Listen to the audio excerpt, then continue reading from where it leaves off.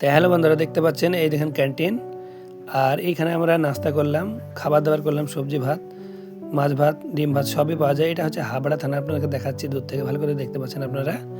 এই যে দেখতে পাচ্ছেন এটা হচ্ছে হাবড়া থানা, আর এটা পাশে দেখতে পাচ্ছেন হাবড়া থানা ক্যান্টিন এটা। আর এইটা দেখছেন বেরোলাম, এটা রাস্তা। এখানে দেখতে পাচ্ছেন হাওড়া পুলিশ স্টেশন, আর এই হাওড়া পুলিশ স্টেশনের কিন্তু ক্যান্টিন আছে খুবই স্বল্প রেটে বন্ধুরা।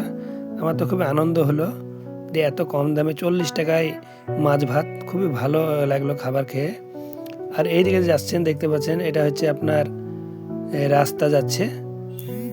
তো বন্ধুরা, আপনারা যারা হাওড়া আসবেন মনে করছেন খুবই ভালো খাবার কোথায় খাবো খুবই কম রেটে, সেটার একমাত্র ঠিকানা হচ্ছে এই হাওড়া ক্যান্টিন।